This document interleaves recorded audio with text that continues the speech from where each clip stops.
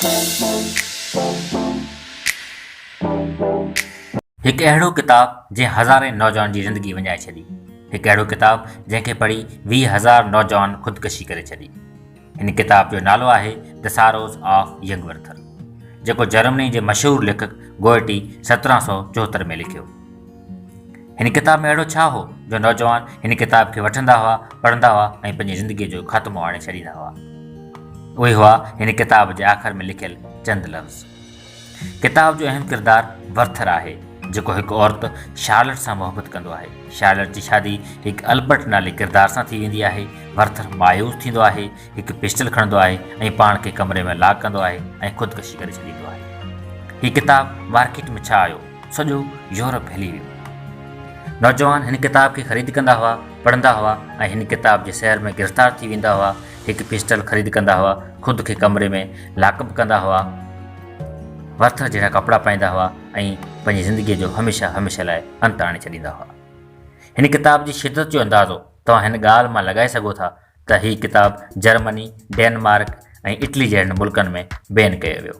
एतिरे क़दुरु जो किताब जो लेखक वर्थर जहिड़ा कपिड़ा पाईंदो, उन जहिड़ा केरु ॿिया कपिड़ा पाईंदो त उन ते पाबंदी लॻाई वेंदी हुई। जेकॾहिं हिन किताब जा आख़िरी चंद लफ़्ज़ तब्दील हुजनि हा ऐं वर्थर ख़ुदकशी न करे हा त यूरोप जे हज़ारे नौजवाननि जूं ज़िंदगियूं बची वञनि हा। उहे लफ़्ज़ हूंदा आहिनि जेके इंसान जूं हयातियूं खसे वठंदा आहिनि। उहे लफ़्ज़ हूंदा आहिनि जेके पाणीअ में आग लॻाए छॾींदा आहिनि ऐं उहे लफ़्ज़ हूंदा आहिनि जेके बाहि ते पाणी हारे छॾींदा आहिनि। हिकिड़ो जुमिलो सालें पुराणो तालुक़ु ख़तमु करे सघे थो ऐं हिकिड़ो मिठड़ो ॿोल सालनि जी नाराज़गी खे ख़तमु करे सघे थो।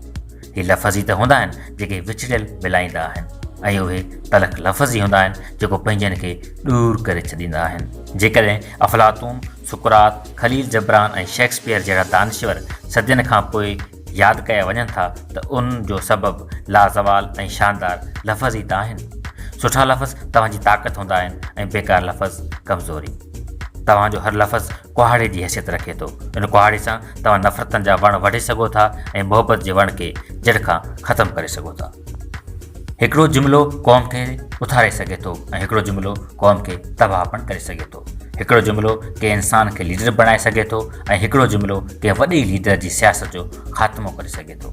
आइन, कानून ऐं मज़हब ते चंद मुतनाज़ अल्फ़ाज़ मुल्क जो बुनियादु हिलाए सघनि था, इंतिशार फैलाए सघनि था। चंद लफ़्ज़ खाना जंगी जो बुनियादु रखी सघनि था।